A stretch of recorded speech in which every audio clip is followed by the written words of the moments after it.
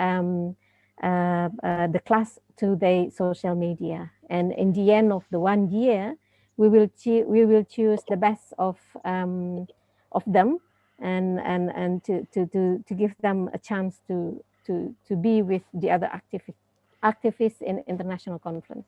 So that's what Baik Berisik is. Yeah, it's very good program. I think I will follow your Instagram. Thank you. Here also, Mr. Gilang already joined with us. My Instagram doesn't have that much content though. Yeah, the Smart 171. Yeah. Let me salam the Mr. Gilang first. Assalamualaikum, Mas Gilang. Waalaikumsalam warahmatullahi wabarakatuh. Yeah, Mr. Gilang will be our third presenter today for the discussions. He's doing his MPhil in Oxford University. I think Harry also from Oxford. Harry was born. I actually recognize the brother from a Balfour project promotional video.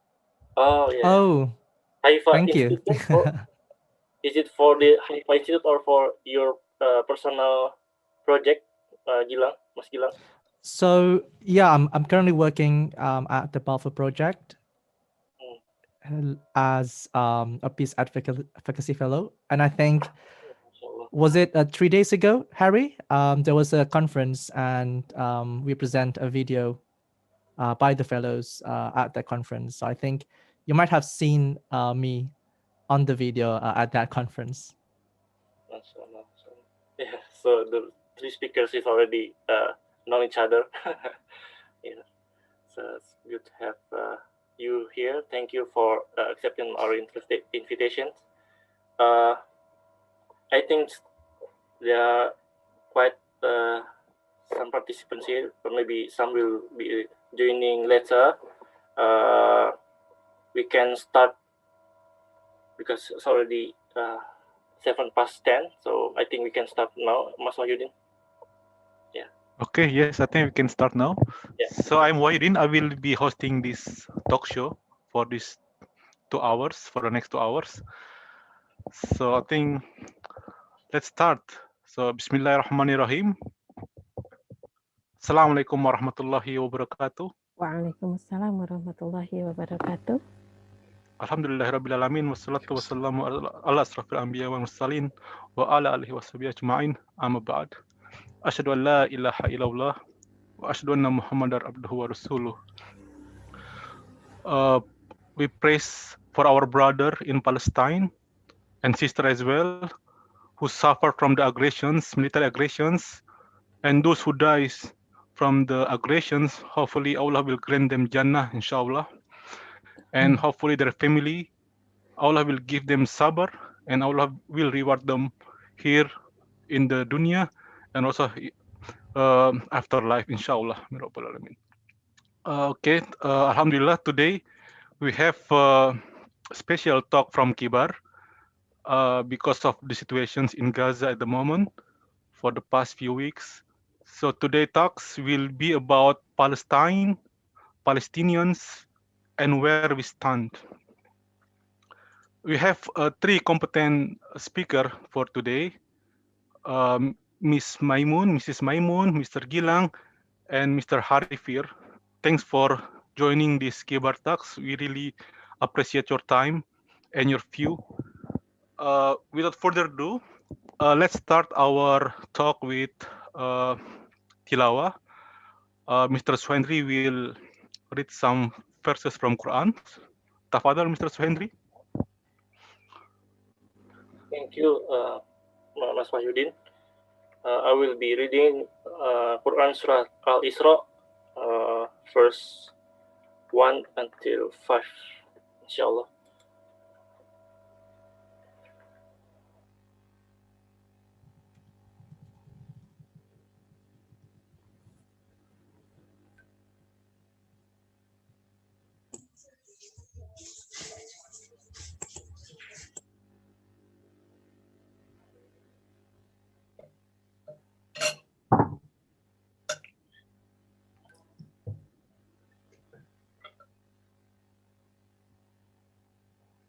Pak Suhendri sepertinya masih di mute.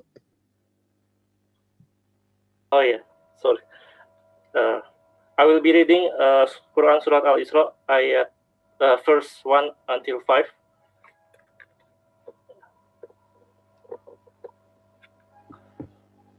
A'udzu billahi minasy syaithanir rajim. Bismillahirrahmanirrahim. Subhanalladzi asra bi'abdihi laylan minal masjidil harami ilal masjidil aqsa alladzi barakna hawlahu linuriyahu min ayatina innahu huwas sami'ul basir.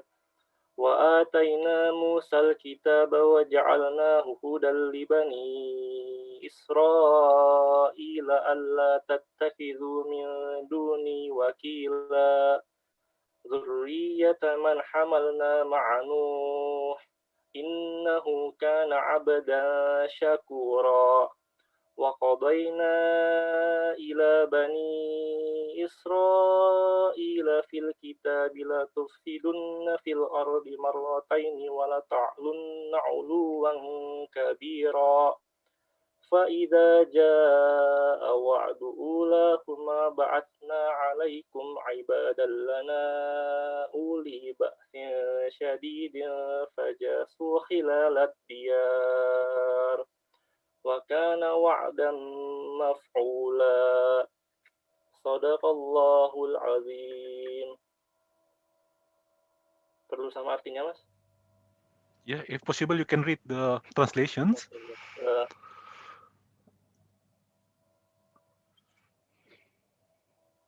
In the name of Allah, the most grateful and most yeah.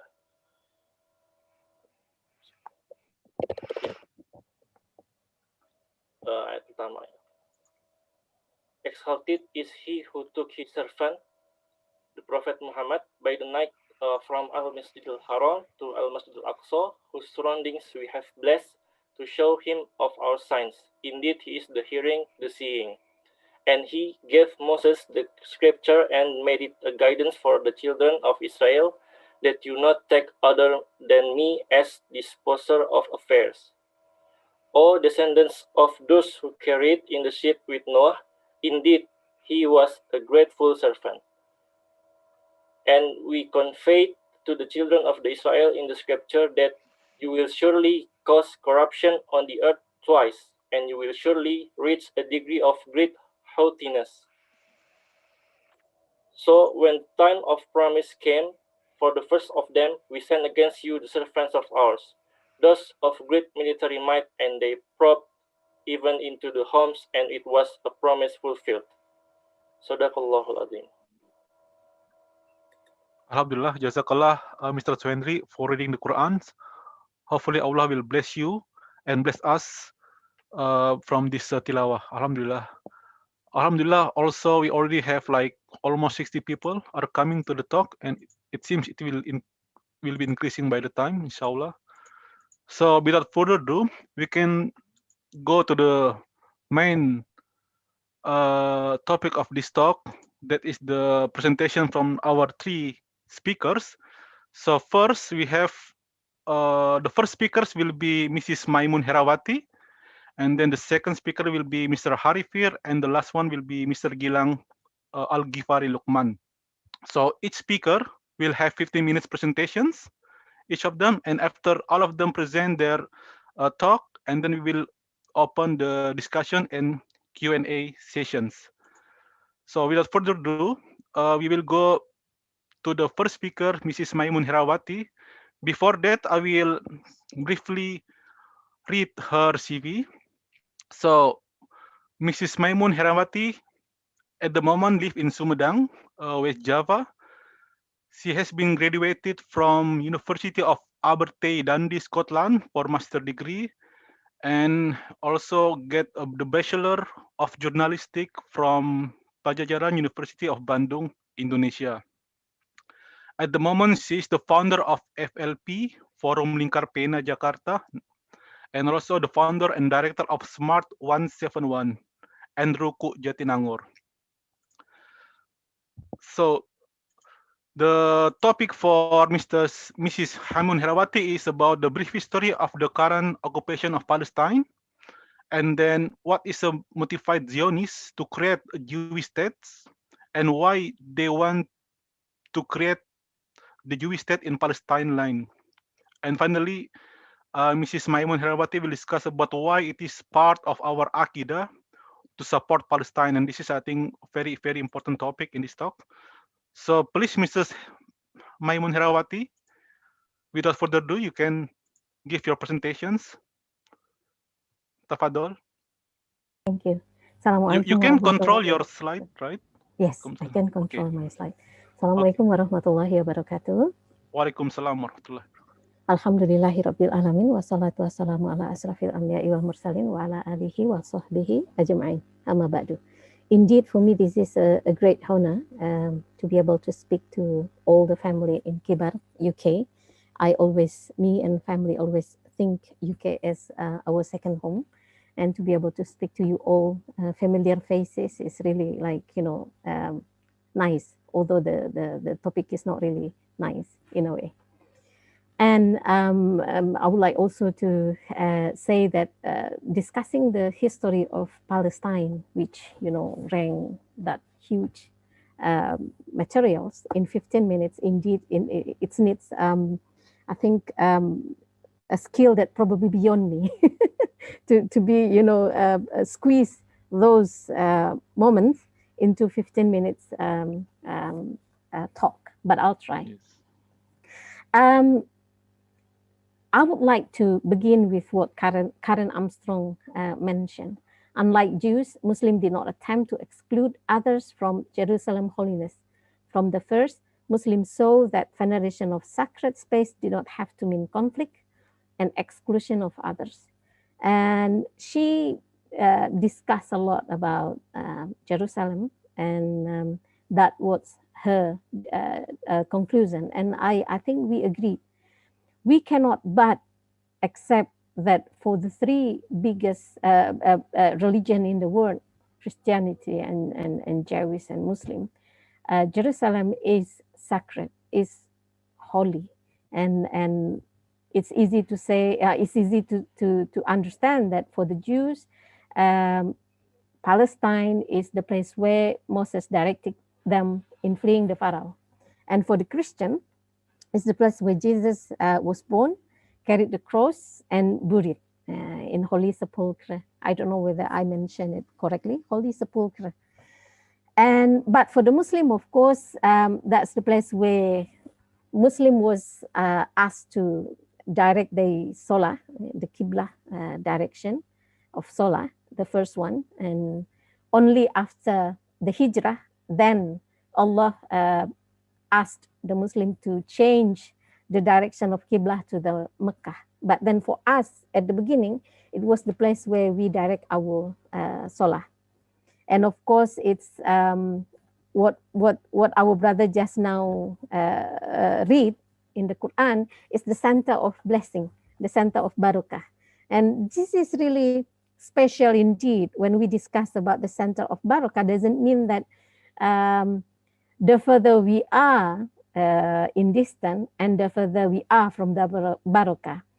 What many mufassirun explain is how we put the Masjid al-Aqsa, Baitul Maqdis, and Palestine at the center of our activity.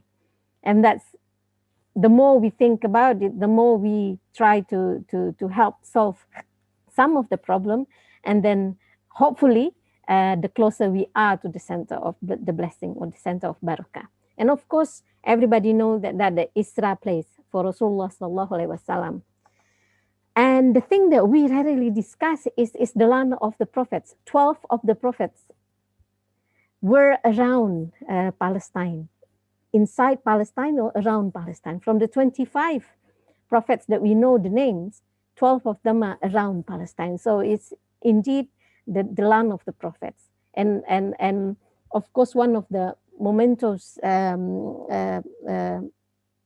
think it's one of the phenomenal experience that's being explained to us is when Rasulullah sallallahu alaihi wasallam brought by angel Jibril inside Baitul Maqdis. Rasulullah then led the Salah with the angel, and as well as 124,000 prophet, all the prophet, the names that we don't know, and of course the 25 that we know. And so this is making the Baitul Maqdis becoming the center of Ruhiyah, if I may say so.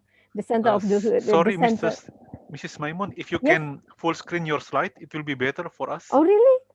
Let's Yeah. see. If How you am I just, doing? Is it like slideshow, isn't it? yes, From the yes, present. yes, Okay. yes. From the cancel, from the current slide. Okay. Yeah, that. So much it's better. the first Thank you. Qibla. It's the center of blessing and barakah, and Isra place, of course, and the land of the prophets. And so for us, this is really special. Like it or not, we always think of Baitul Maqdis similar way with Makkah, because same Qibla and same direction. And that's the thing that I kept asking young people. If now Kaabah is being attacked, you are not allowed to get inside Kaabah, what are you going to do? Many of them say, I'm going to go to Mecca to do something about it. Same with what's happening in Masjid al-Aqsa. Right, and let me deal with a little bit different experience of Al-Quds along the history.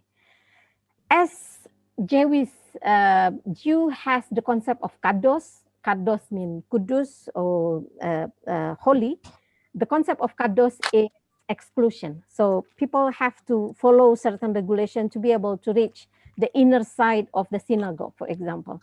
And regarding the holy city, they also treat it the same way. When the Jew hold the power in a way, or close with the empire who hold the power at that time, usually the Christian could not get inside.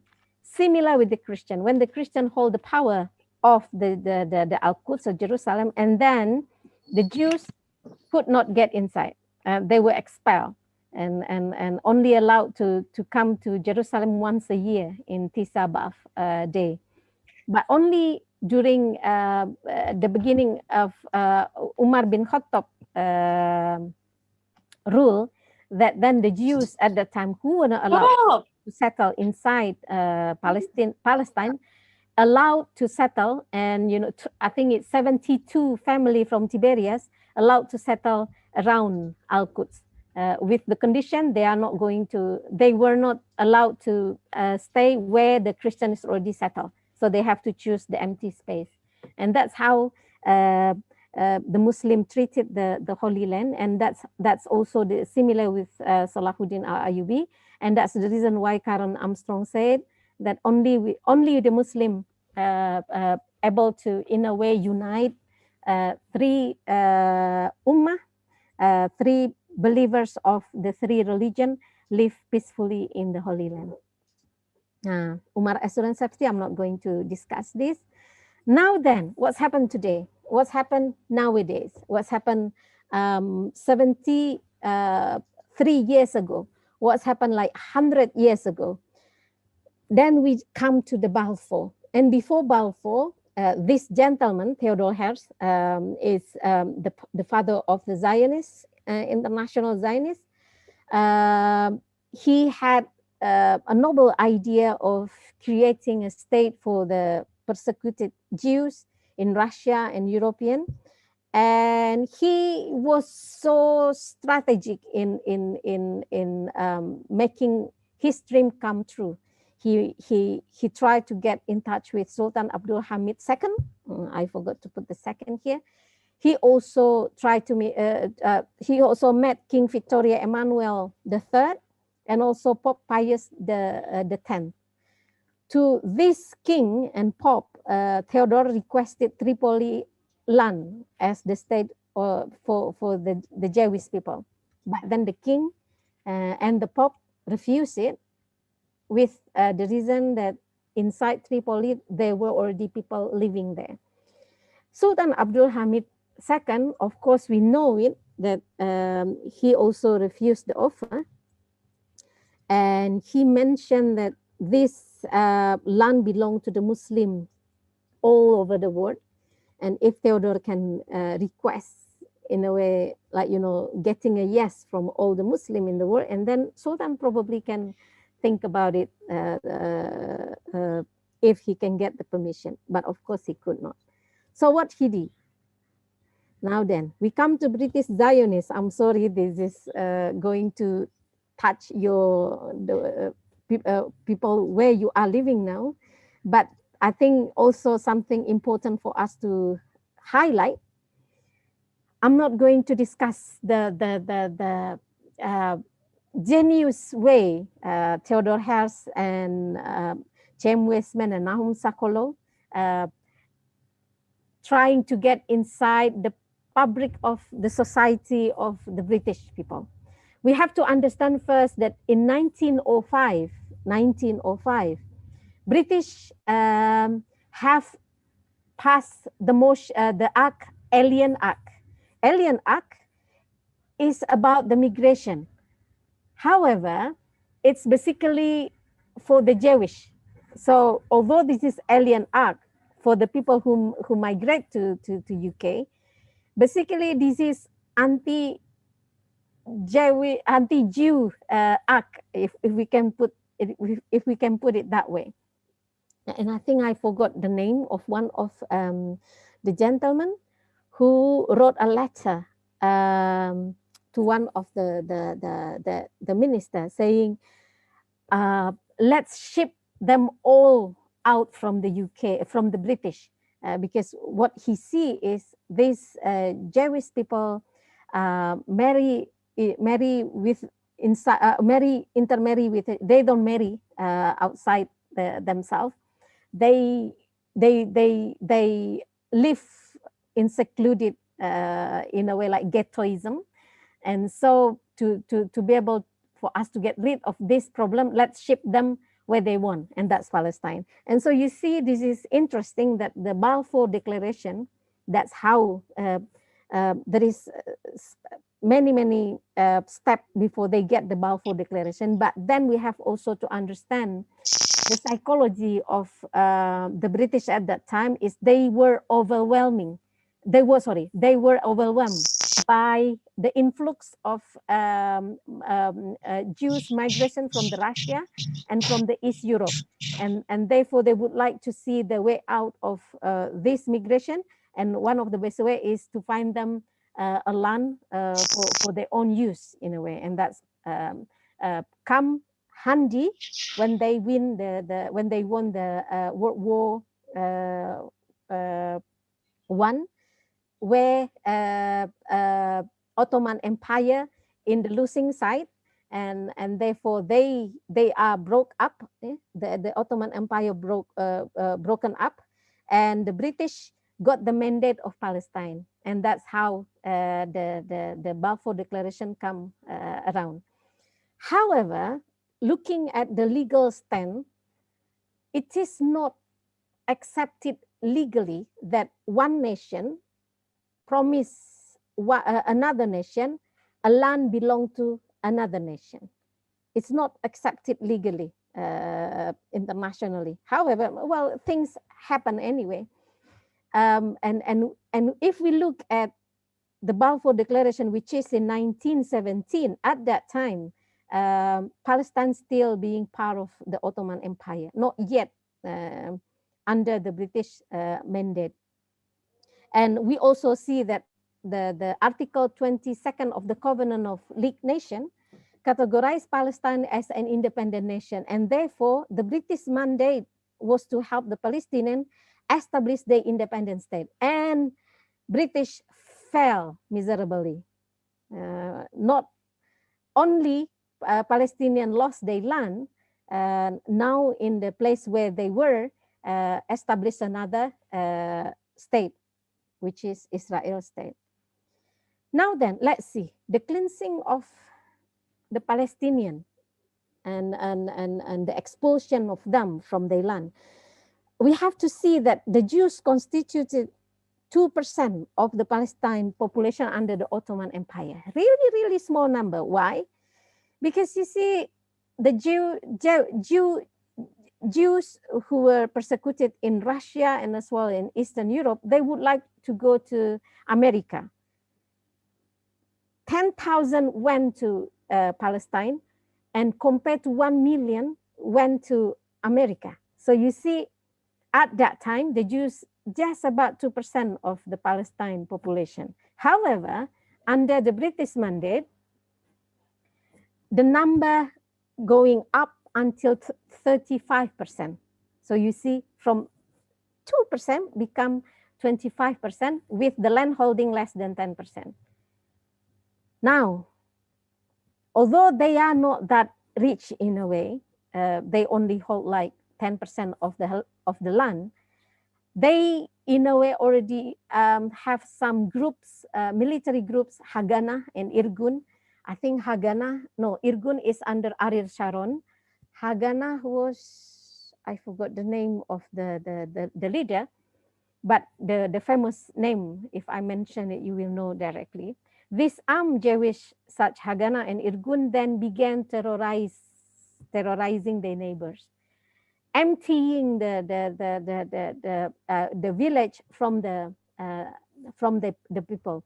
I still remember one of my friends. I met him in the Turkey, in the border of Syrian and Turkey, and he said, my grandfather and my grandmother that night cooked a bread.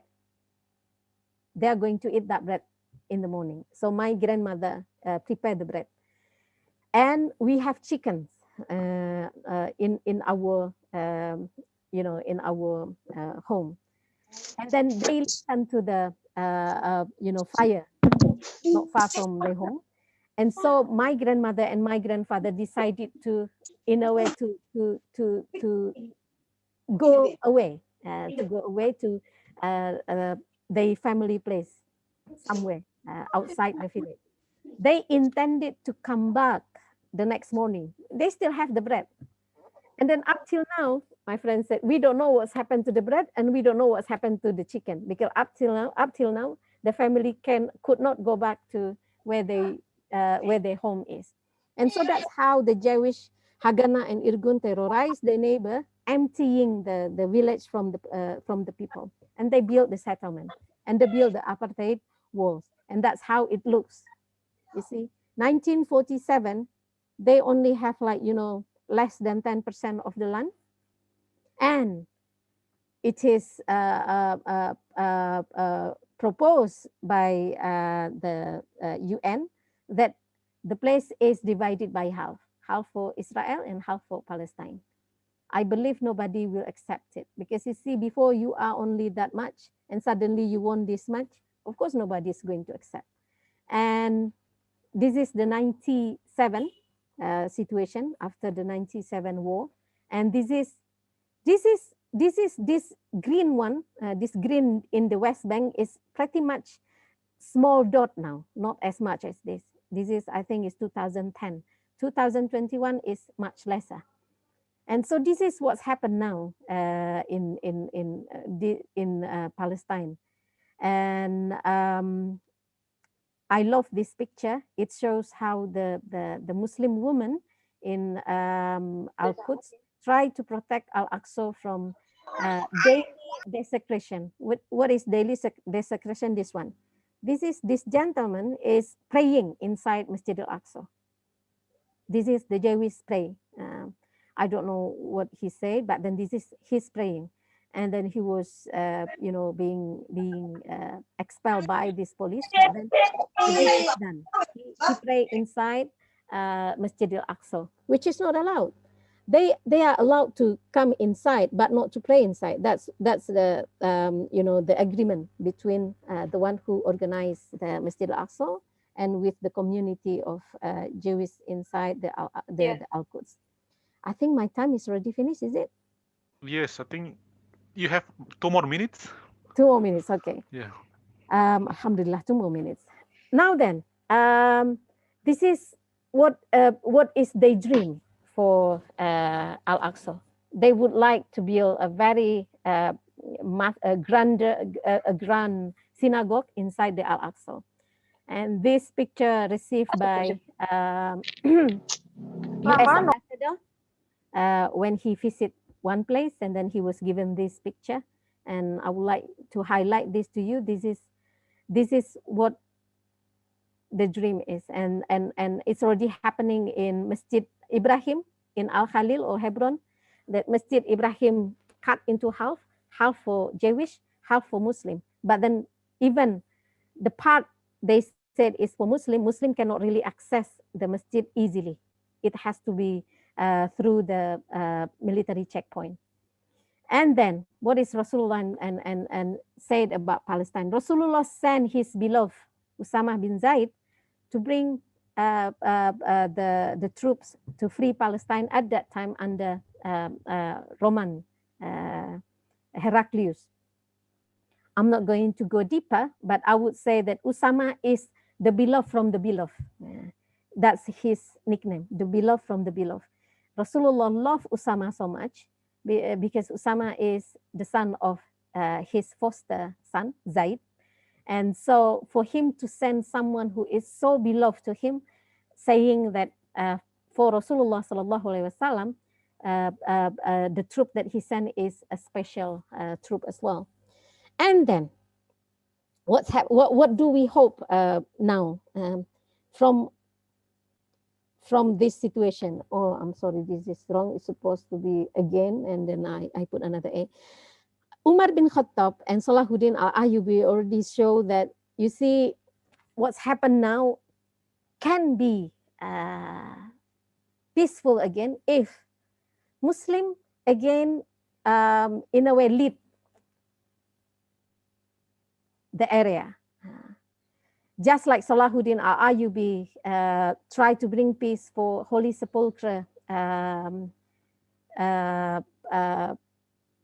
congregation by giving the key to one family, Muslim family. So this Muslim family, two generation open the door in the morning and then close the door at night time, and that's in a way help reduce the tension between many faction of the Christian. I think looking at what's happened now in Palestine, Muslims have to work hard, just like Rasulullah sallallahu alaihi wasallam sent Usama bin Zaid to free it, and then we also have to think about how to free them. And the British Muslim have more power to do this, because what?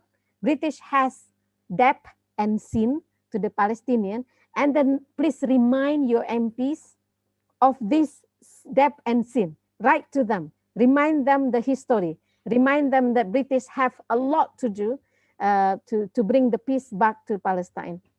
And of course, what we are doing now is knowledge sharing. We cannot just talk about this in 15 minutes and then finish, no? And then we have to also, keep talking about this. And I know support through many channels, humanitarian aid. That's what we are doing it right now.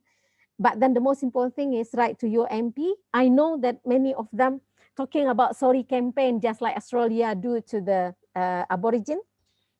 And I think it's mentioned in one conference that British also should think about the sorry campaign for the Palestinian. And I think this is a good thing that Muslim in British kept reminding the MP regarding this. I think that's all from me, and thank you very much for your attention. And I'll give back to you, Bapak Wahyudin. Thank you. Assalamualaikum warahmatullahi wabarakatuh. Waalaikumsalam warahmatullahi wabarakatuh. Terima kasih banyak. Thank you very much, Mrs. Herawati, for your kind presentations. So next we will go to the second presentations, Mr. Hari Fir. So before that, I will briefly just read his CV for you. So basically, Harry was born and raised in Oxford. Harry Fir's television, radio, and documentary work has taken him to 29 countries across the world. Harry is best known for his reporting on the European migrant crisis and for his hard-hitting coverage inside the Gaza Strip, especially during the 2012 and 2014 Israel-Hamas conflict. For 2 years, Harry worked as a UK and international correspondent for alternative broadcaster RT, formerly Russia Today, a controversial state-funded 24/7 news channel. He covered several of France's recent terrorism incidents, the historic closure of the Calais jungle camp, anti-migrant violence, and the rise of the far right in Europe, and the Greek debt crisis and Turkey's ongoing crackdown on dissent. Previously, he worked as a freelance correspondent and independent filmmaker. His independent coverage throughout the 2012 Israel-Gaza conflict, pioneering the use of wartime video streaming, and it was nominated for a Next Century Foundation International Media Award. His eyewitness testimony also appeared on the BBC, Al Jazeera, and CBC. Harry is proficient behind the camera and has a keen eye for videography and photography. In 2010, he filmed, presented, and edited a feature-length documentary, A Matter of Hope, about HIV/AIDS in South Africa. Harry is also a keen public speaker and has spoken to audiences on 5 continents. She has delivered 3 TED Talks, Challenging Realities, the Mainstream Media, and You, The Globalized Heart, and Passionate, Political and Personal Development. So Mr. Fear will speak about what's the UK positions in Palestine-Israel conflicts, the conditions of people in Gaza and the West Bank, what or which supports that are most needed at the moment for Palestine, how to avoid anti-Semitic issues and at the same time tackling Islamophobia in the media. And finally, he will talk about, is there anything we can do in social media in terms of Palestine solidarity campaign? So for Mr. Fear, without further ado, please take your time and present your talk for us. Tafadol. Hi, assalamu alaikum. Good morning, afternoon to everyone. I'm going to try and share my Walaikum screen, salam. hoping it's going to work. So just bear with me while I do that.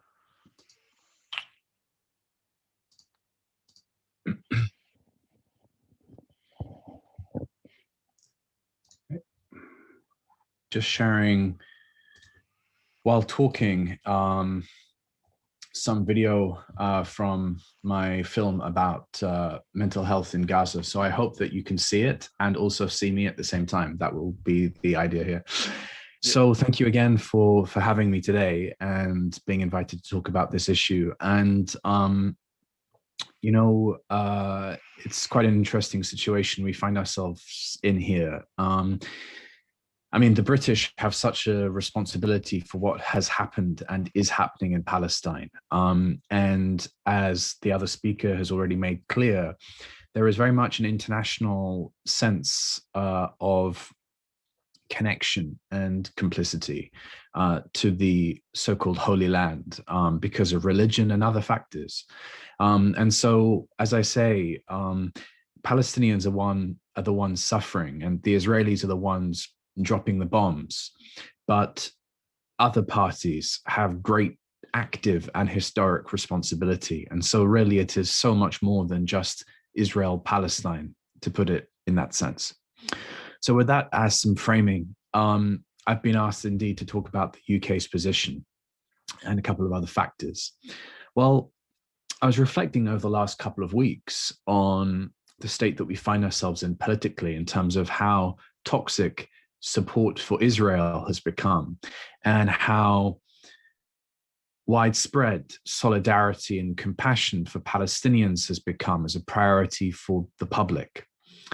And I was looking at the call from several hundred artists to boycott Israel.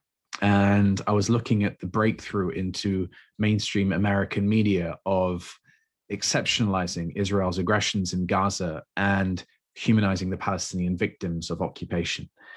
And it occurred to me that the current state that we find ourselves in the UK is that the UK is somehow, in some senses, more supportive of Israel than America at the moment. And the issues are various, but one of them is that the UK doesn't have the kind of free speech protections and culture that there are in the US. The constituencies are different in the two countries, and there are other factors as well. But I actually feel at this moment in time that the solidarity with Palestinians and those wanting to act to change foreign policy to benefit the Palestinians are actually more suppressed in the UK than in the US. I'm sure people can agree with me, and I think it's a point to be debated. But I do think that the UK is certainly underestimated as a bastion of support for Israel. And you only have to ask supporters of Jeremy Corbyn, for example, how they feel about this issue, and you will start to hear some thoughts along the lines of that issue of suppression in the UK. So the UK has, over consecutive governments over the last decade or more, had a history of supporting the Israelis. Now, this has extensions into military and security cooperation. There are the sales of arms to the Israelis. And more importantly, there is the diplomatic, geopolitical, international cover given to the Israelis to continue and carry on as they're going with the eating up of Palestinian land and life at whim. And moreover, there is the gaslighting domestically in the UK over the issue. So we, as we hear in many contexts, particularly in Europe, we hear the spouting of this two-state solution line, which is this mantra that we hear all the time, that there must be two states and all of this kind of thing. I have no problem with people believing that two states is a reasonable or widely accepted so-called solution to the conflict. I'm not going to make any point about the fairness or justness or reliability of such a notion. However, the point I am making is that when the two-state is always invoked in this way by these mainstream politicians, it's actually done in a way that gaslights us all, because at present there isn't two states, and at present the reality of two states is further and further away. So it's a bit like pretending that, I don't know if I can be crude, your wife is pregnant after she's already given birth and your baby is 5 years old. It's a completely ludicrous, illusory kind of statement and comment to make. So people can say whatever they want and believe whatever they want. But this repeated notion of these mantras of two-state and both sides have to stop fighting and all of this kind of thing, it actually appears to be quite balanced, because you have kind of two sides in a sense, and therefore two states sounds kind of fair to the average Joe Bloggs on the street, perhaps. But of course, it negates the Palestinian reality of their oppression and their history and their narrative and their humanity. And so actually it serves a very important role in upholding the injustice and upholding Israel's full spectrum dominance of historic Palestine from the Mediterranean Sea to the Jordan River. So this is the UK position, is to put it in a sentence, play ignorant, to support the Israelis in every way that they can get away with without sort of public, political, domestic reprisal. So the UK has not just a historic role, but also has a very active role on an ongoing basis.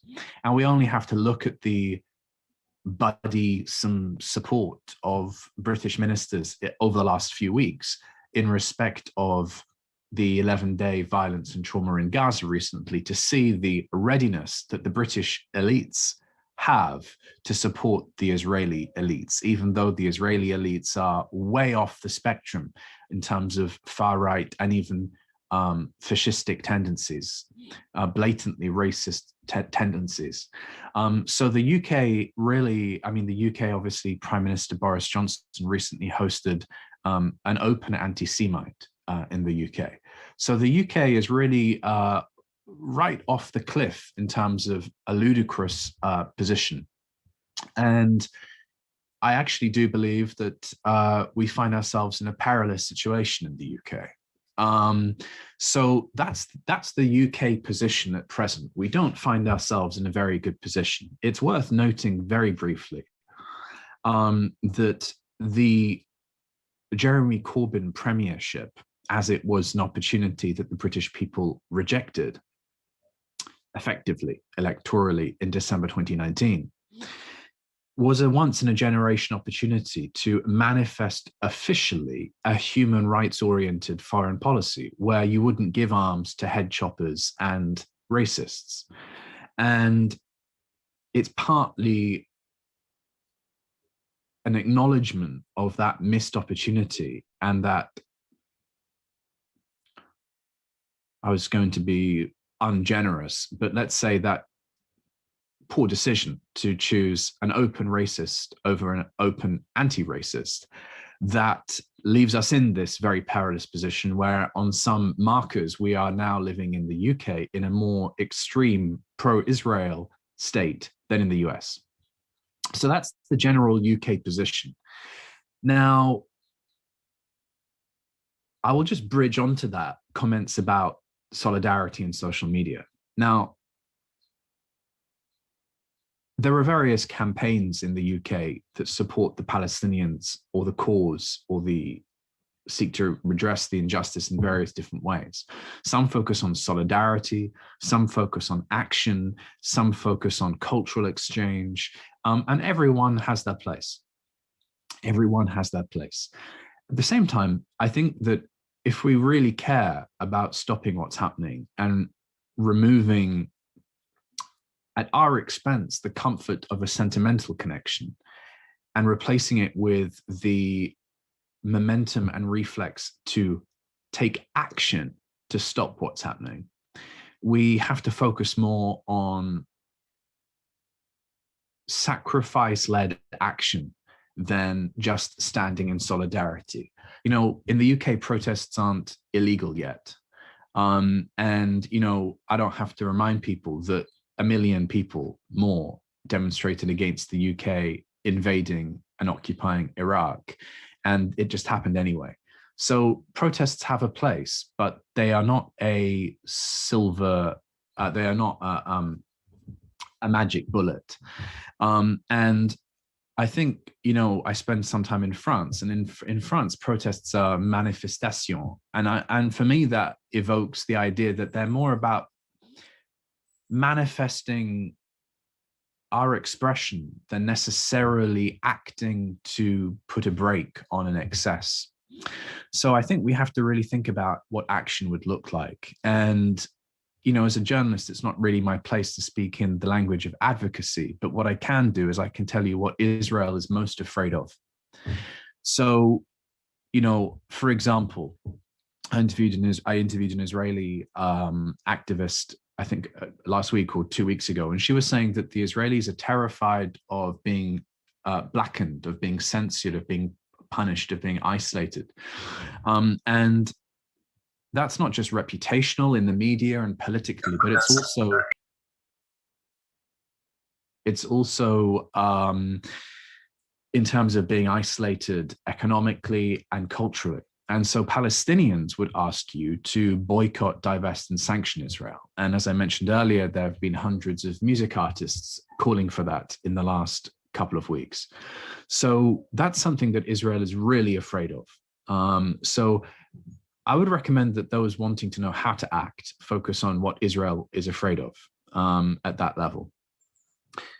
Now, in terms of the condition of people in Gaza and the West Bank and the other parts of Palestinian territory that are left, you can see playing on screen at full speed the Gaza Still Alive documentary, which looks at the psychological toll and psychological war on Palestinians who live in a context and situation of ongoing, complicated trauma. They live in a traumatogenic environment. Now, Gaza is one part of Palestinian territory, but the ongoing trauma in one way or another somehow permeates all of historic Palestine. the fracture of Palestinian lands and families, the eating away of Palestinian land and life, is an ongoing catastrophe for Palestinians. And Palestinians, having not realized peace or justice, are still waiting to breathe, if we can use the George Floyd analogy. Gaza, the tiny strip of land with more than 2 million Palestinians stuck in it, Gaza is like, and I ask people to think of it like this, is a bit like George Floyd's neck with the Derek Chauvin knee on it. That's what the Gaza Strip is like, in terms of the power dynamic, in terms of the Israeli engagement vis-a-vis Gaza. So the support that people need the most, well, I'm not really best placed to comment on that because I'm not a Palestinian. But obviously what Palestinians would like is they would like the world to, broadly speaking, anyone can see, they would like the world to put a limit on Israel's power and abuses of them. And solidarity and sentimentality are important, but I think action is also an important component. So that would be my broad comment. I don't know how we're doing for time. Yeah, I think basically 4 more minutes if you have time. Okay, for 4 more minutes, just to comment on this social media term that, I was asked to talk about. Well, social media, we have to be adequately, healthily skeptical about social media, because social media is a big tech American phenomenon broadly, and censorship exists on social media, and great powers have levers and controls of social media. However, even given that, it is obviously a very powerful tool to be used and jumped on. And without social media, we wouldn't have the level of awareness that there is existing today about the Palestinian plight. So if the question is social media important? The answer is yes, it's self-evidently important. And, just to break it down into something practical and manifest, Gaza and Palestine more broadly are really only in the news headlines in the Western media when Hamas and its allies fire rockets into Israel. That's the only time when Palestinians are sort of really acknowledged massively in the media, and their kind of catastrophe is acknowledged. Well, that is part of the problem. So, when we had the 11-day fighting recently, it was kind of like a sick repeat of 2014, and many people felt the dread, particularly Muslims identified with, I can't think of how many times I heard, why does this happen every Ramadan? So this repeating trauma and repeating insanity basically can kind of go on for a much longer time unless people act to put a brake on it. And I've lost my train of thought. You'll have to forgive me. I didn't get enough sleep, but I hope that that's an adequate enough comment on the social media issue. Okay, thank you very much, Jazakallah, Mr. Fir. I think we will have a lot of questions for you, but we will come back later on after the third speaker, if you don't mind. So yes, so finally we will come for the third speaker, third presentation from Mr. Gilang Al-Ghifari Lukman, MPhil candidate, University of Oxford. Before that, I will just brief his CV. I will just read briefly his CV. Mr. Gilang Al-Ghifari Lukman is an MPhil candidate in Modern Middle Eastern Studies at Oxford University. His research interest is Israel-Palestinian conflict, Muslim-Jewish relations, and international law. He is the co-founder of Haifa Institute, an Indonesian-based study center and media platform on Israeli-Palestinian affairs. Currently, he works as a peace advocacy fellow in the Balfour Project, an organization aiming for immediate recognition of Palestinian statehood by the British government. Gilang graduated from the International Relations program at Ritsumeikan University, Japan. There, while he spent 1 year as an exchange student at Leiden University in Netherlands. In addition to his native Indonesians, Gilang speaks English, Arabic, Japanese, and even Hebrew or Ibrani in order of fluency. So Mr. Gilang will speak about geopolitics of Palestine, occupations by Israel, then and now, key players of the conflict in the regions of internationally and navigating ways to support Palestinian and Palestine and Palestinians, what we can do to support from individual level to state level. So without further ado, please, Mr. Gilang, to present your talk. Thank you. I would like to share my screen for a moment. Please wait for a while. Yeah.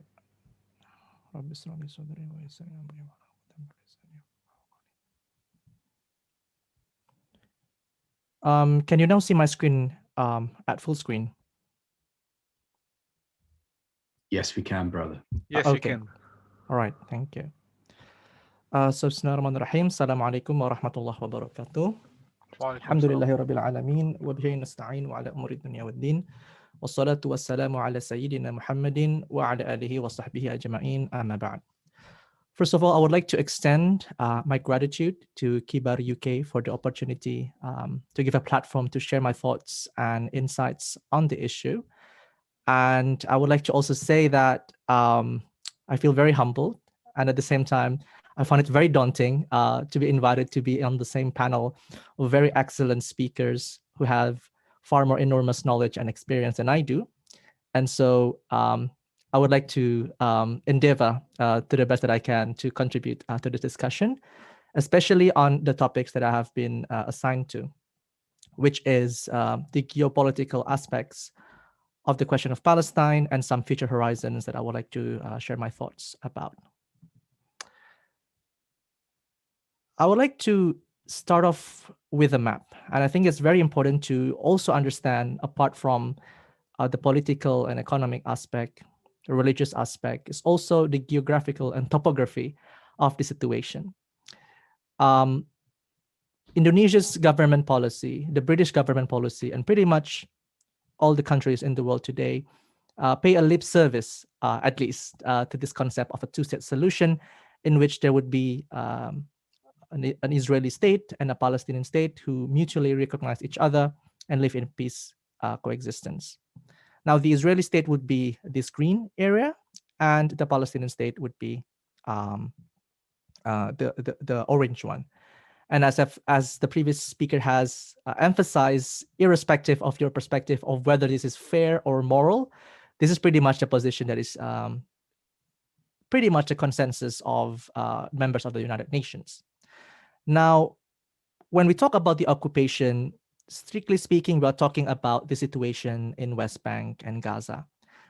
Now, you might ask why the Israelis persist on maintaining their position in the West Bank when they already have such a vast area, the green area, that the international community recognized. The answer is, you could find partially the answer in topography, right? So Tel Aviv, which is where most of the embassies or foreign embassies are located, and the de facto, let's say, from the international perspective, the capital of Israel, is located in the coastal areas, and cities like Haifa, and then most of the big cities where the populations are centered, are also in these coastal areas. And in comparison to the future Palestinian state, which is located in the West Bank, the latter will possess a topographical high ground, right?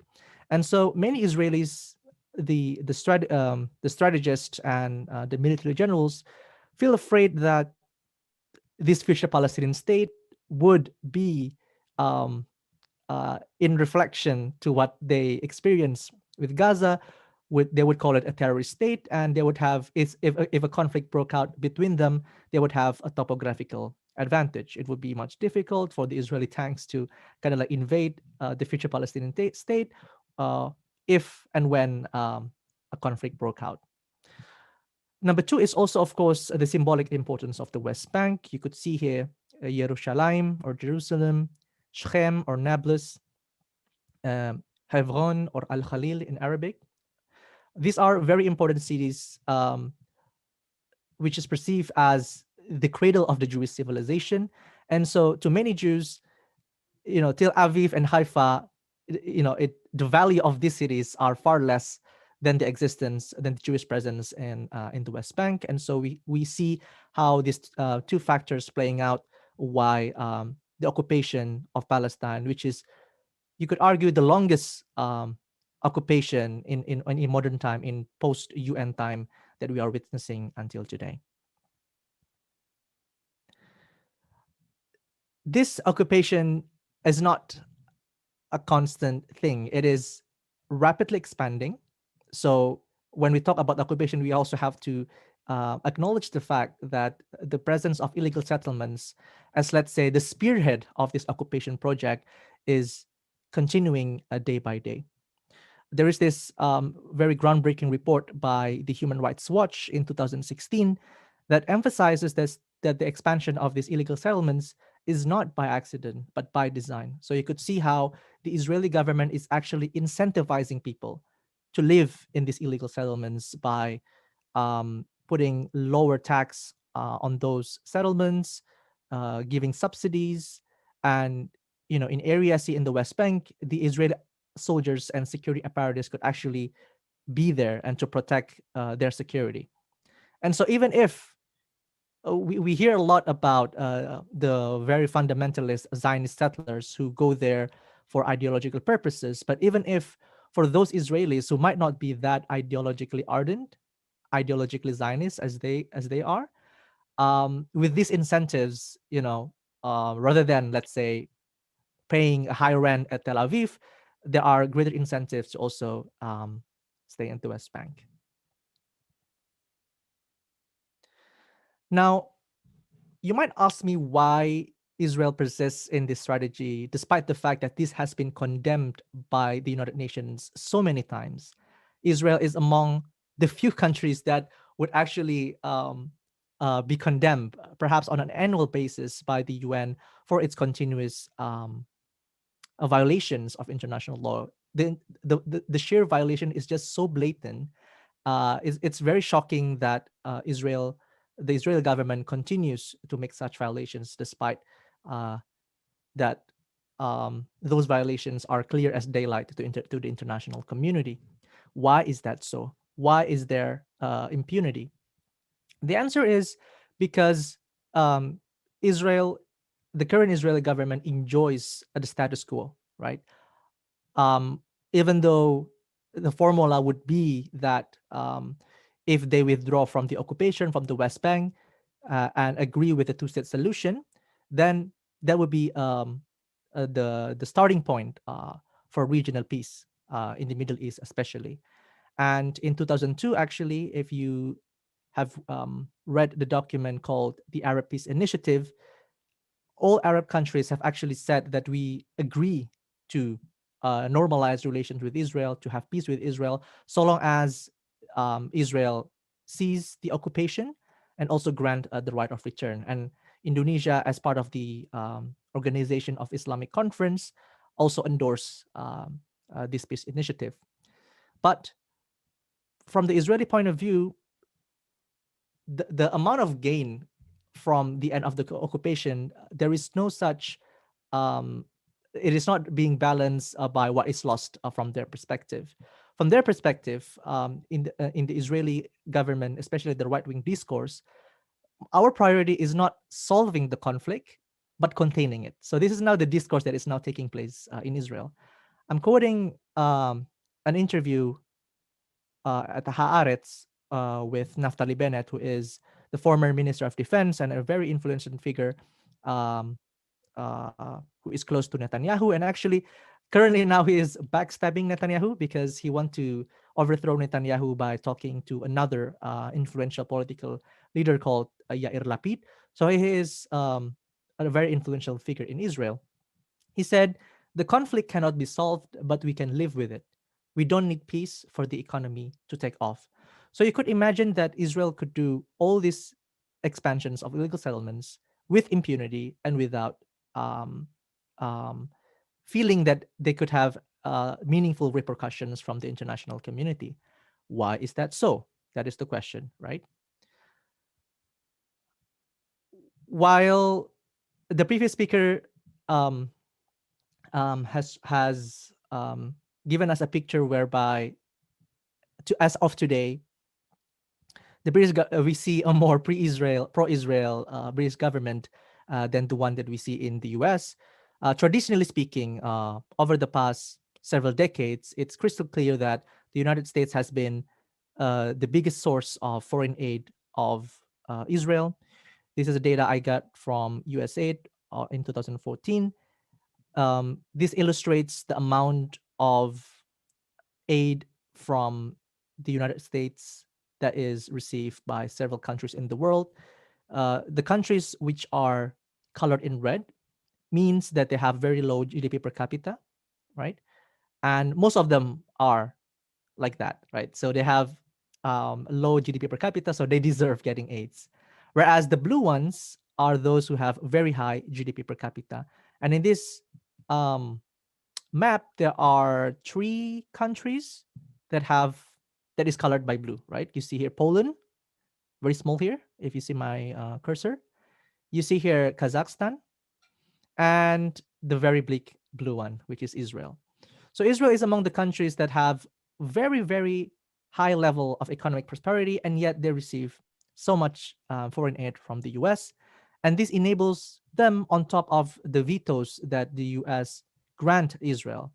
And by the way, Israel is the country that the US has given or their veto for their protection the most. Since 1970, which is the first time the United States used its veto power, Israel has been protected more than 44 times. So this just shows how much unconditional support that Israel has and Israel perceived to be having.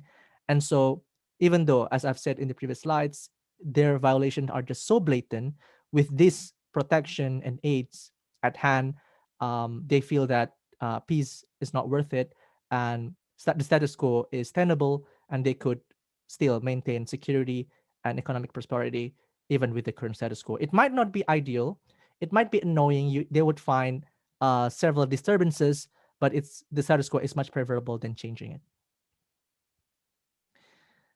Now, how to tackle this, right? How to tackle the current deadlock?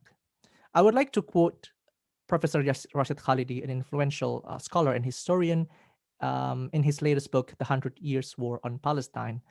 There he argued that Israel's international reputation is in some ways its most vital asset. I think this is a reflection mostly from the Israeli experience facing the first Intifada. Previously, they could portray themselves as the David against the Arab Goliath, right? When they fight in the 1948 war, they were attacked by a coalition of several Arab countries with their tanks and with their warplanes and with their warships. And you also have in 1967 somewhat similar situation. You have a coalition of Arab nations fighting Israel. Such thing also occurred in 1973 with the Yom Kippur War, a coalition of Egyptian and Syrian military. And so they could somewhat portray themselves as the David fighting against the Goliath, and hence they deserve protection and aid from the international community, especially the West. But this changed drastically in 1987 with the outbreak of the first Intifada. This is among the first time that the ones that they are fighting are not the Egyptian tanks or the Syrian warplanes. They are fighting Palestinian children, Palestinian youth with their slingshots and their rocks. And so from then onwards, we see a discursive shift in the international community, especially the West, in which, for instance, the PLO, the Palestinian Liberation Organization, which initially was seen as a terrorist organization, right? They partook hijacking actions and some other actions that is perceived and framed as a terrorist actions.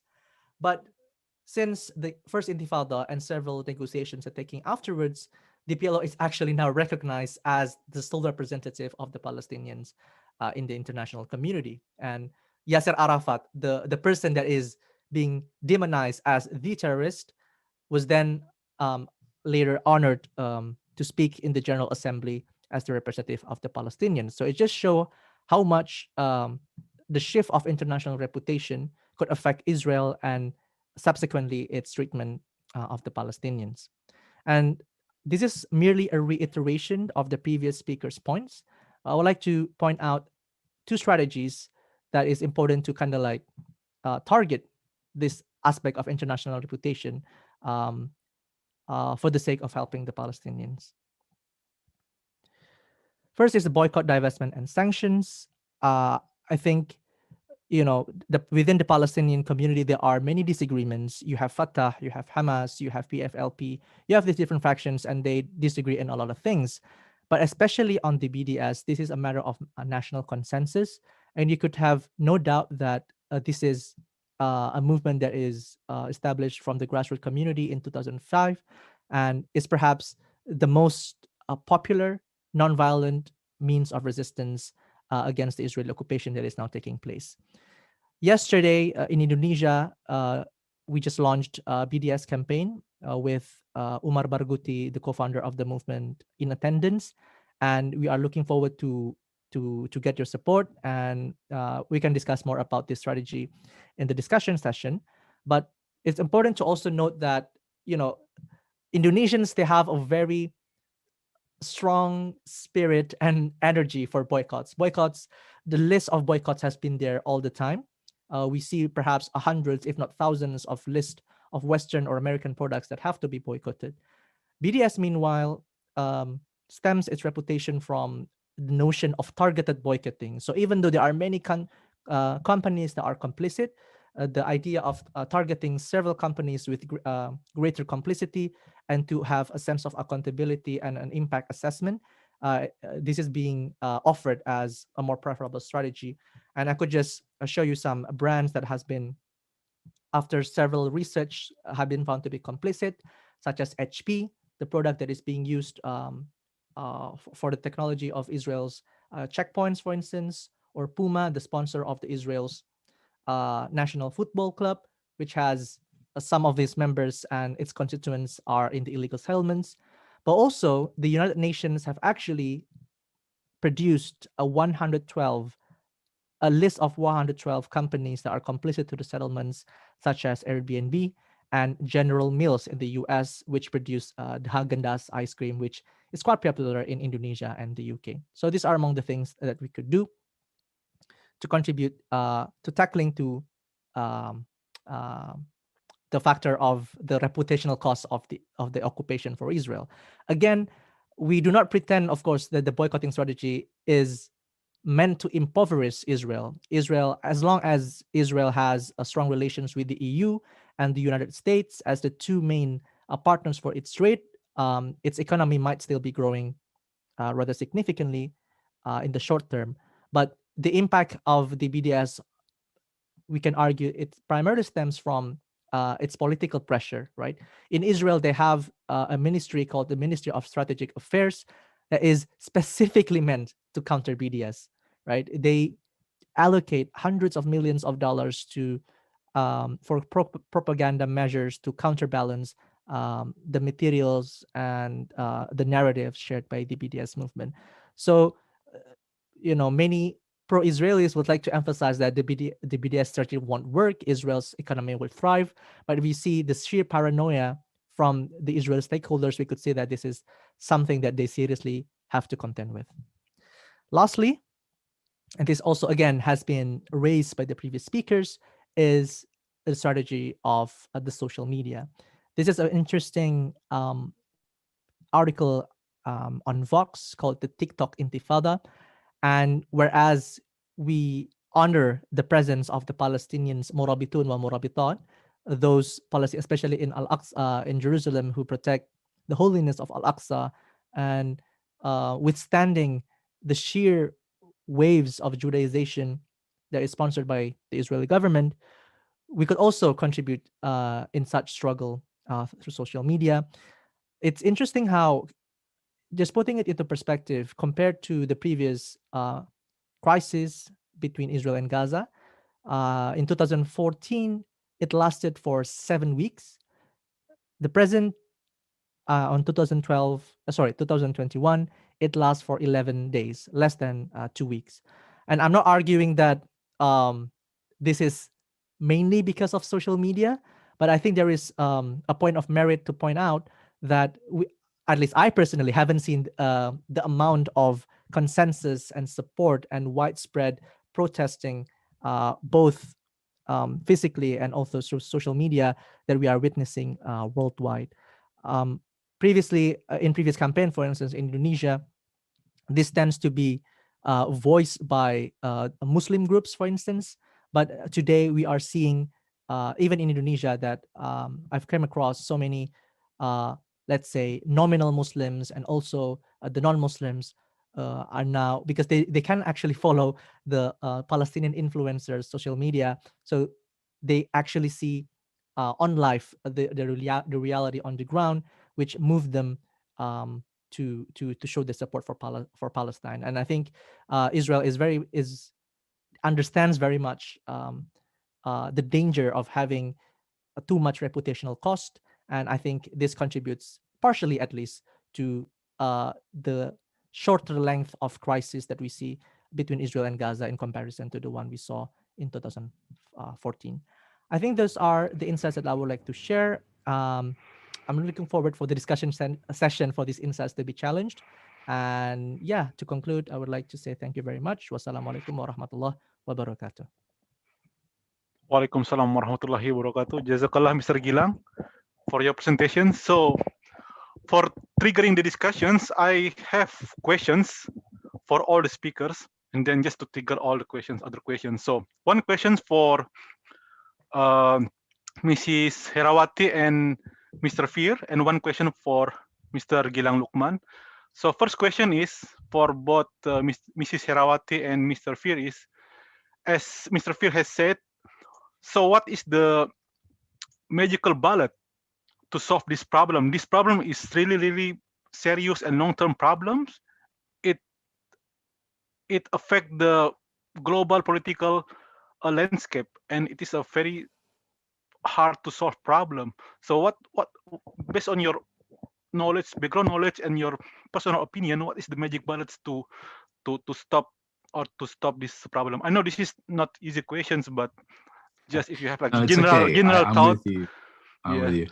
So Yeah, this is this is for Mr. Fir and Mr. Herawati.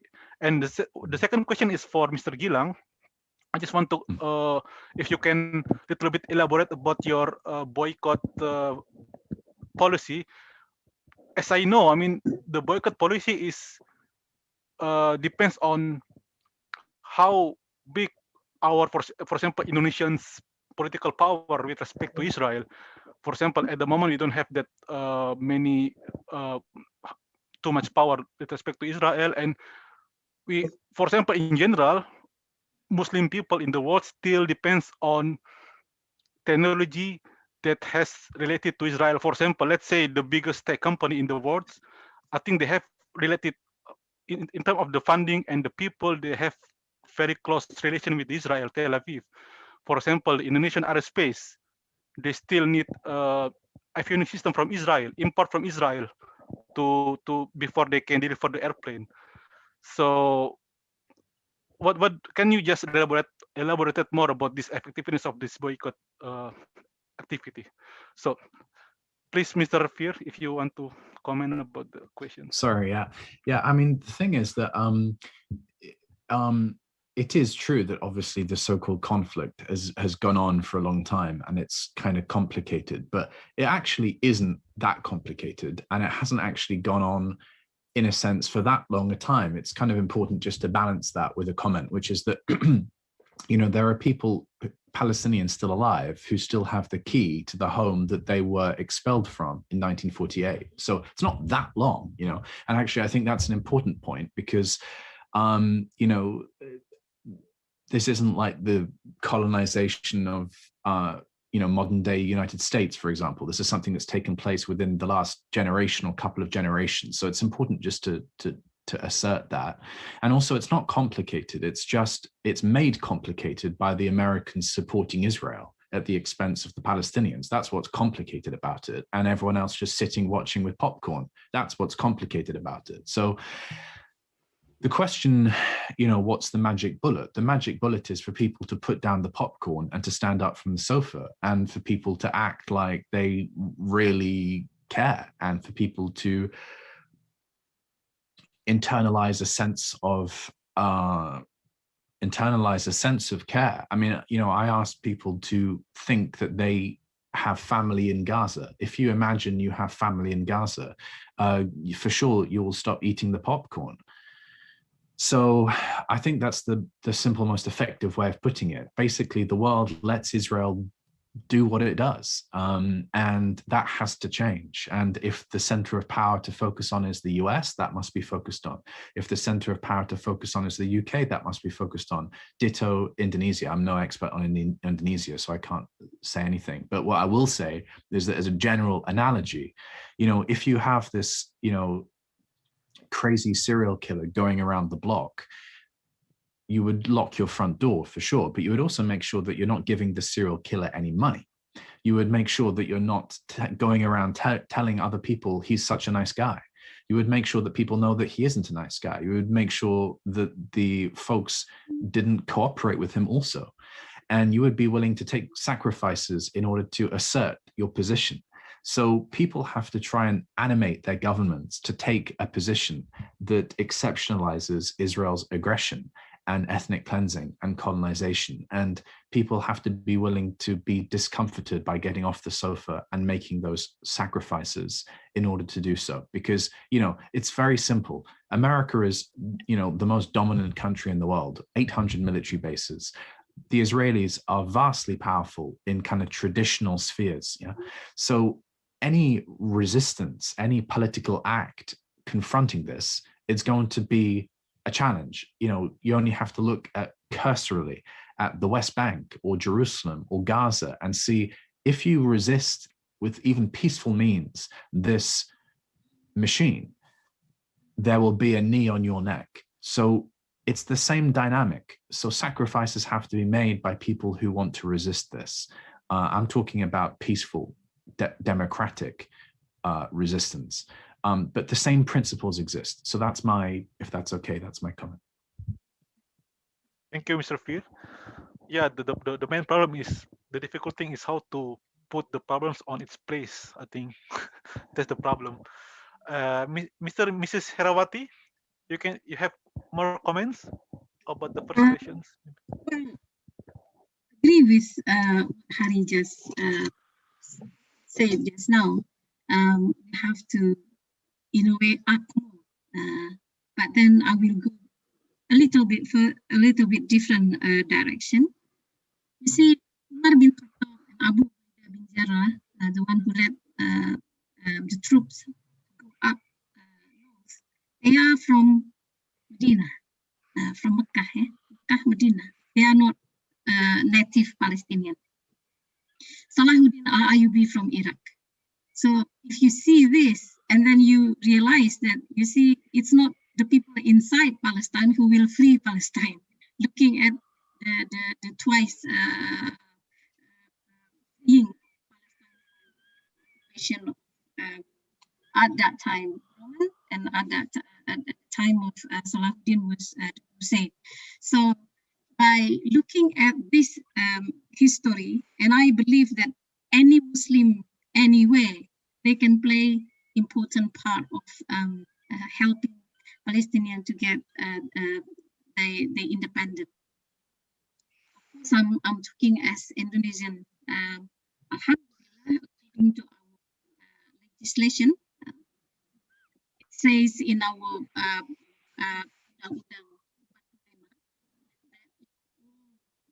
occupation in the world had to be abolished, and even our founding father mentioned there's no freedom unless Palestine get the independent. So you see, we are in a special place as a nation to be part of this struggle to free Palestine, not just because historically we are really linked so much, but as well as a Muslim. Just now Hari said, think about your family in Gaza. We don't have to really think hard, because in all in our family, big family. Although I don't know them, I don't know their name, I don't know daily life, but then once we feel that they are part of our big family, and then that's it. That's where the energy, that's where the creativity come from. See, and to be able to embrace this innamal mu'minuna ikhwa, and then like it or not, we have to go back to the Quran. That's the magic solution. We have to go back, looking inside the Quran, and then, be a better Muslim, and then inshallah, then I believe along the way we will be able to be to free Palestine, and what we are doing now is part of it, raising the awareness.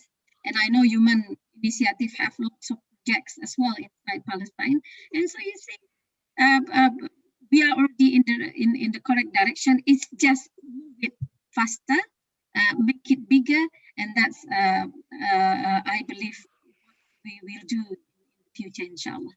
Thank you. Jazakallah, Mr. Herawati.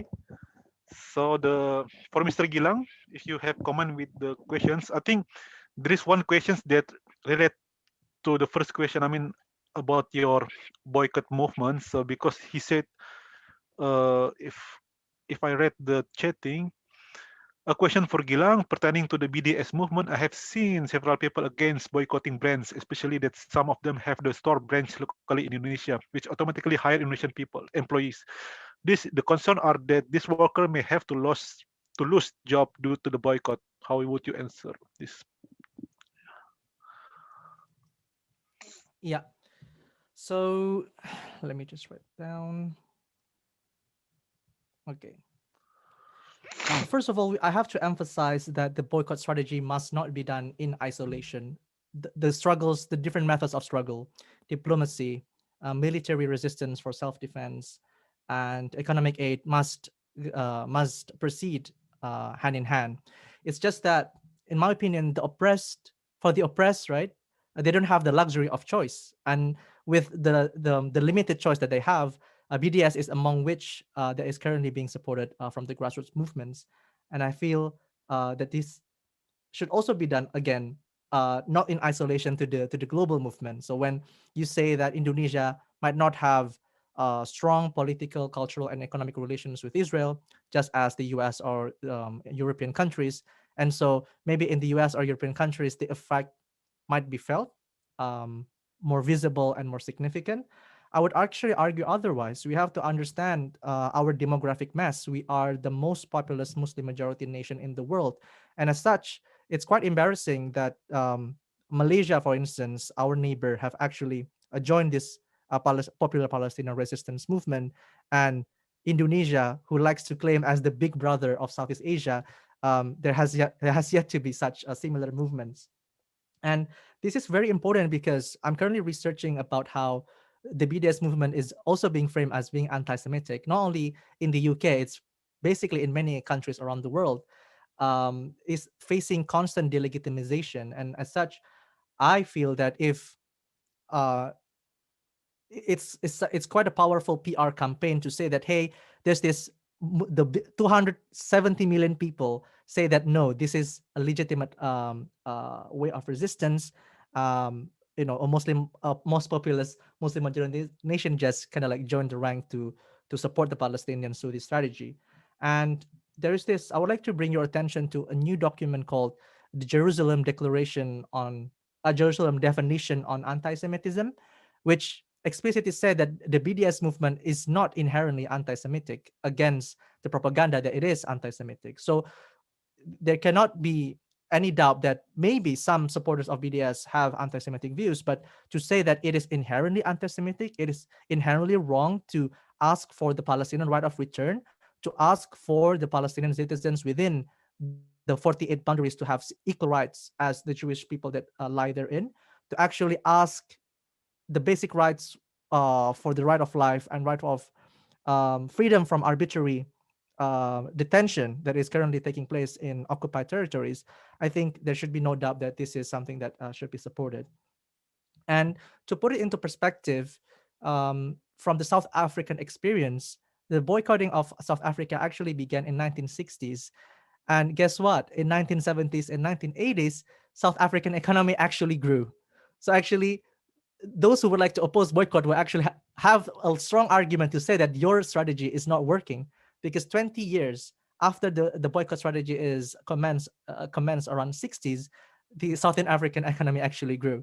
But this day persists until it reached a culminating point in the 1990s, when the United Security Council Act, when the public kind of like discourse shift more towards the black majority in South Africa. And it's a gradual process. It takes, for instance, some public figures to feel that it is a shameful thing to, let's say, to have a concert in South Africa, because that would mean complicity to the apartheid regime. We haven't reached that point yet, I feel, with regards to Israel. But, you know, reflecting from the South African experience, there is this long process and a culminating point that I'm quite optimistic could be reached. And thirdly, of course, with any struggle, there are shortcomings, there are benefits, but better to do some than nothing. I think that's my my position. The last question with regards to what happens with the Indonesians that was working in these factories. This has been a great dilemma, I think, in any boycotting strategy. And I would like to remind you that we are not unfamiliar with boycotting strategy. In our capital city, for instance, there are campaigns against our Jakarta's investment in beer and alcohol liquor companies. And of course, this will also affect, you know, the people who are working there. So there will always be a dilemma. But especially with regards to the BDS movement, we are not per se saying that we are against these products. You know, you could actually stay. Please have this sect. Please stay in our country, and we will not bother you having these factories and these labors, so long as you end your complicity with the occupation and with the violations that Israel is currently taking place in Israel. So it's not so much about we want to, you know, drove you away from our country. It's more that you finish or you settle those complicity problems, and once that finish, then there is no difficulty at all. There's no hindrance for you to have a business in Indonesia. I think that should somewhat answer the second question, hopefully. Thank you very much, Mr. Gilang. So the next questions, there is one person, Mrs. Dia Pravesti. I think she raised hand. Please unmute your microphone, and then you can directly present your questions to the speakers. Thank you very much. It was a very, very interesting discussion, and it kind of like an eye-opening sort of perspective as well. So I just have one question to Brother Harry, especially for us in the UK. Although, you know, the definition of the anti-Semitic kind of like propaganda that we have here, as Mr. Gilang already mentioned, it's, you know, like boycott is not classified as them. But in practice, anything that we say that against the current oppressor, a lot of people then just basically wipe you off and saying, oh, you're anti-Semitic, and you can get quite severe repercussion out of that. So probably for us in the UK, how would you advise us to raise this awareness and navigating all this sort of issue around that? Because I think I have had a few experience where I put something on social media and it just basically got deleted. So how would you kind of like tackle that? And for Brother Gilang, you mentioned about the two-state solution, which obviously is not the case at the moment. And it's like sort of the Palestinian at the moment, they don't even have their rights as a human. So what's your opinion about having probably quote one state solution instead, so at least the Palestinian can get their rights as a well, again, as a Israeli citizens, if you like, and then probably then can then get their rights back through the peace and diplomatic sort of means instead, you know, probably from sort of political means and so forth. What would your opinion on that? Thank you. Thanks for the question. To be honest with you, it's very hard to comment on this because I don't know the context of what you are describing and the accusation of anti-Semitism. However, there should be kind of limits on this. Meaning what? Meaning that you can't, just call someone anti-Semitic. If someone just calls you anti-Semitic, sue them. Sue them. I mean, this is one of the advantages of the UK system, is that people can't just say stuff like that. Sue them. Sue them. It's as simple as that. I mean, either. I don't know. I mean, what I can tell you is that over the last 10 years of doing stuff around this issue and looking at it, I have, I think, never meaningfully been called anti-Semitic or had my work labeled as anti-Semitic by anyone who's ever kind of owned it.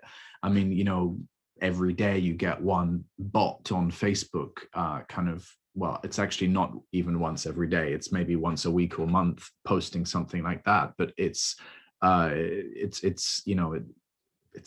very meaningful, So what I'm saying is that it should be something that can be avoided by saying, no, this isn't anti-Semitic, and unless you withdraw your comment, I will see you in front of a judge. That would be my comment.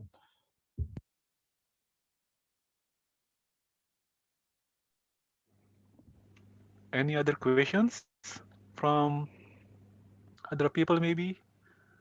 Should I respond to the second question? Oh, yes, sorry. Mr. Gilang, Yeah. please. So theoretically, I have a very strong inclination to deem the one-state solution as the ideal solution. And it doesn't have to be, Palestinians then become citizens of the state of Israel.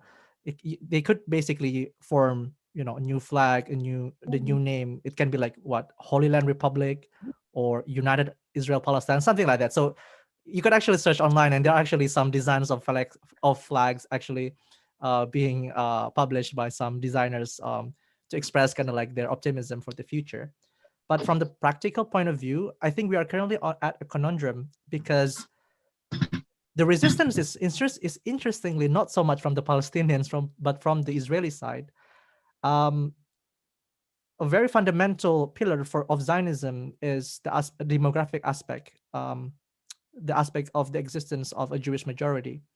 And so to have a one-state solution, in which, especially if you want to implement it in full, which is with the right of return, you would actually have more Palestinians, more Arab Palestinians on the land than there are Jews. And in any given election, in any democratic, if this is going to be a democratic country, and if there are regular elections, then it is somewhat expected that in every election, the elected leader, at least in the first or several decades from the creation of this one state, would be an Arab leader, because most of the constituents are Arabs. And so there are very strong resistance from the Jewish side, so long as they do not kind of like go beyond Zionism, then resistance against the one-state solution will be very strong. And so rather than, in my opinion, rather than debating, whether it's going to be a two-state solution or one-state solution, or increasingly we heard about, let's say, the confederation, kind of like a middle ground, the human rights approach should be something that we voiced more. So it doesn't matter what will the end game be, but the current reality on the ground is just so unacceptable, and we have to speak about it. Like the Israelis, the citizens of Israel, we could understand that, of course, nobody would find it comfortable to have to, let's say, to hide on the bomb shelters when the rockets kind of like flew above their skies. But there's no such thing as the right to be free from discomfort. There's no such thing as the right to be free from discomfort. But there is the right to life. There is the right to, again, sustenance, the right to job, right to be free from arbitrary detention.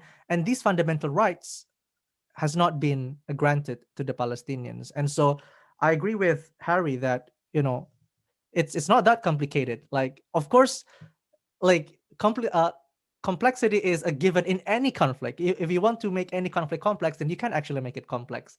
But if you see just, let's say, from a purely human rights perspectives, who are the people who has not, you know, I don't think any random Israeli would just be kind of like sentenced to jail without any fair trial, whereas such thing is very, very regular with regards to the Palestinians. So yeah, I think this kind of like maybe the short-term approach that I would endorse, the human rights approach. Thank you. Mrs. Herawati, do you have some comments? Right. Interesting that Gilang said that the majority who refuse the one-state solution is Israeli. I don't know. I mean, any Palestinian I met, they would say no to the one state, or what they want is give back their land, give back their home. I mean, you see, they, as Hari said, they still have the key to their home. And not to mention as well, how are you going to deal with this illegal settlement in the West Bank? If I mean, it's really Sheikh Jarrah is just one of the names. Deal in another name. So many villages are being in a way emptied, and then the villagers are being forced to leave their home. This pain, this hurt is as Hari said, it's not like such long time ago. I mean, we are talking about that's what happened to someone grandmother, someone grandfather, and any Palestinian that I met, many of them said, give back our land, give back our home, and what about the pain that we had? Are you going to, how are you going to deal with it fairly? How are you going to give the justice to what's happened before? So I guess I don't know the sentiment that you receive, that as if that some Palestinian is going to accept this, one-state solution and in a way, but I don't know. I mean, it's interesting to see where do you get that admission that, some people are going to be Israeli. Well, we are not discussing anyway. But what I would like to say is, almost everyone I met, Palestinian, they say we will accept whatever it is, as long as they give us our land back, they give us our home back, and then the 7 million of Palestinians who are forced stateless need to come back to their home, to their village. That's the reason why whenever we meet someone, are you from Palestinian? Yes, I'm from. They are going to mention the village. Not like us, where do you come from? Indonesia. No, they're going to mention the village. Why? They don't want to be uprooted from where they come from before. So you see, that's the sentiment that I heard many times from the Palestinian. But then again, this is not going to be, in a way, the discussion is not going to stop. The discussion is still going to be ongoing. And myself, feeling part of the struggle to get the independence there. I believe, as long as the justice serves, and then that's it. And the justice, we need to see the pain before, not just what happened now. Thank you. Papa, you didn't may I just clarify that my version of one-state solution, justice is part and partial and cannot be separated. That's why I talk about the right of return. They have to return. They have to be given the right to return. It's internationally recognized. And so long as justice and fairness is not served, restorative justice, not justice of today. When we talk of restorative justice, we also talk about past injustices. The so-called ideal one-state solution cannot be realized. So I just want to clarify at that point. Okay. Thank you, Mrs. Herawati and Mr. Lukman. So I think we have one more question left. I think less than 10 minutes we have the time. So I think one more questions and that's all. Maybe Mr. Suhendri, do you have some questions? I think you already prepared some questions. I will give it to the audience first. There are two. Oh, there are two. Yes, two. Okay, so let's finish with these two questions from two audience. So first for Mr. Eko, if you can unmute your microphone and then just present your questions to the speakers, please. Yeah, Assalamualaikum warahmatullahi wabarakatuh. Thank you very much. Waalaikumsalam. Maybe question for Brother Gilang, because you talk about the geopolitical situation in the context in the Israel and Palestine. So, as you already mentioned, the U.S. support is probably the most significant factor for the sort of Israeli existence, or not existence, probably the operation that they do to Palestinians. So obviously this is because of their US geopolitical interest in the Middle East. Do you see in the future that this interest will change or shift to other like countries or other power that will make US change their policy and probably reduce their unquestionable support to Israel? So it's probably as another factor that probably could what is it, facilitate the justice for Palestine in the future.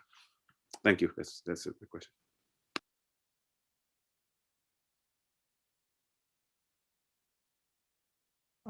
May I answer directly, Papa Yudin? Yes, sure, please. All right. Interestingly, there are many junctures in which the geopolitical interests of the US are actually jeopardized by Israel's existence and not being served by Israeli actions. For instance, in 1956, when Israel make a collusion with France and UK to invade Egypt, and Egypt was actually very close with Soviet at the time, the Soviet leader was actually threatening to kind of like unsheath the nuclear silo, and there was a potential of a nuclear war at that time, and the U.S. for sure cannot risk such to happen, and it condemned Israel at the United Nations Security Council, and these are among the reasons why they backed down, from the Suez invasion. And we can point a lot of things even today, like so many, let's say, militant groups who fight against the US find the Palestinian question as a very strong emotional reason why they want to resist the presence of the US. And although this is not an antidote of every problem, I feel that if only the US could stop its unconditional support to Israel and to respect Palestinian rights, they could alleviate some of the kind of like mobilizing narratives that is against actually its own interests. And so why then, if we have acknowledged there are so many junctures and so many aspects in which Israel's actually a liability rather than asset to the US, then my answer is two. First is domestic, and second is symbolic factor, right?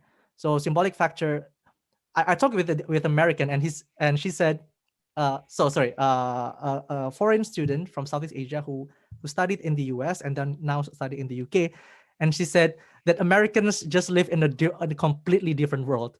So this kind of like illusion that Israel is a democratic state, that they have elections, the Palestinian citizens have elections, whereas you have Bashar al-Assad, they don't have elections. These are still being pronounced as a propaganda in the US. They do not, the concept of occupation, the concept of, recently in 2018, the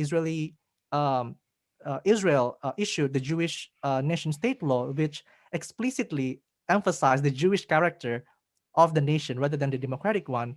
These kind of things are, many Americans are oblivious of these kind of things. And this perception that, of course, we will support Israel. Then who else will we support in the region? Egypt, Syria, like these despotic authoritarian regimes.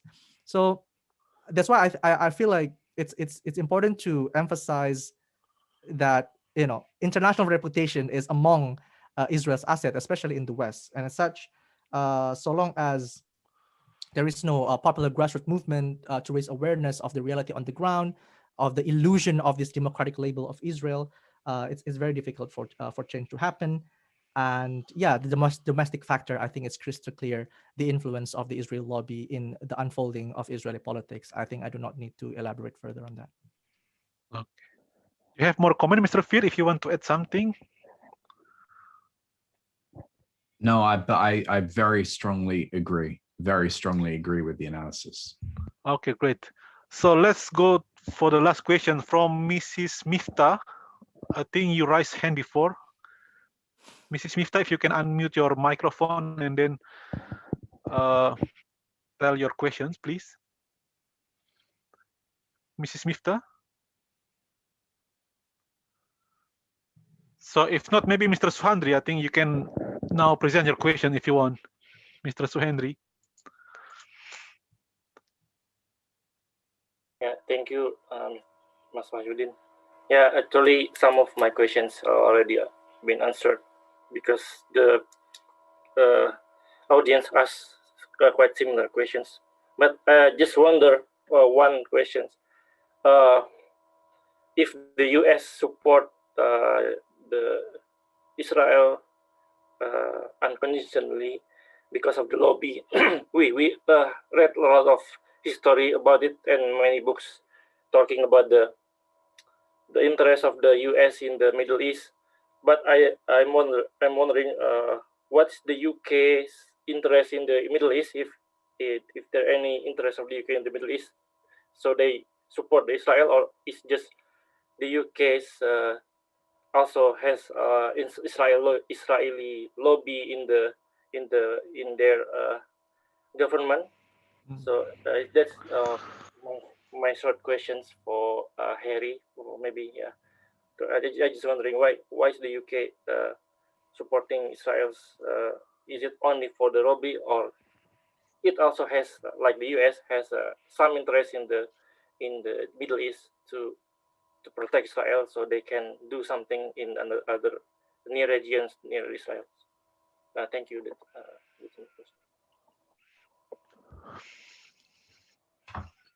If that question is for me, certainly the last fragment, I'll take it on. I think this goes back to the issue I was talking about earlier in terms of the UK being very pro-Israel in comparison to America.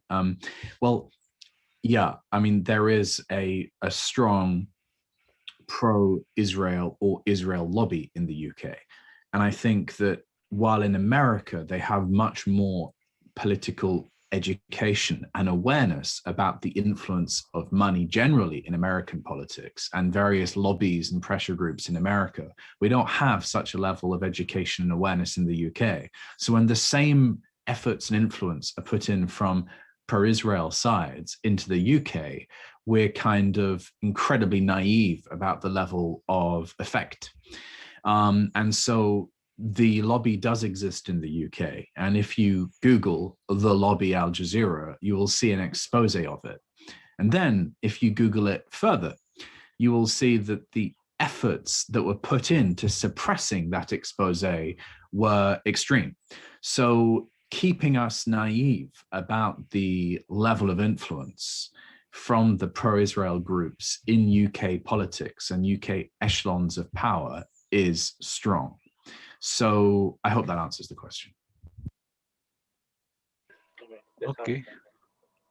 You want to add, Mr. Gilang? You want to add something or?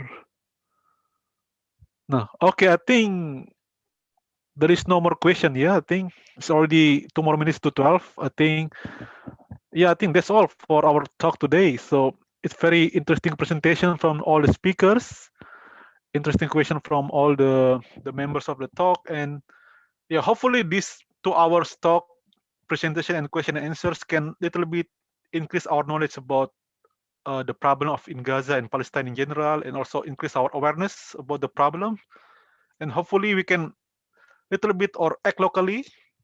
What we do not need to do something globally relevant to this problem, but maybe each of us have our own contributions to solve the problem, hopefully, inshallah, with this awareness. So thank you again for all the speakers, Mrs. Herawati, Mr. Fir, and Mr. Gilang Lukman, for your time and for your knowledge sharings. We really appreciate your time here.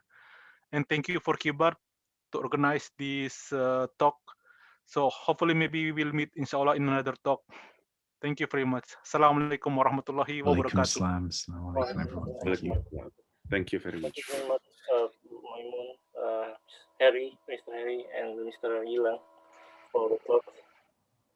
See you in the next occasions. Inshallah.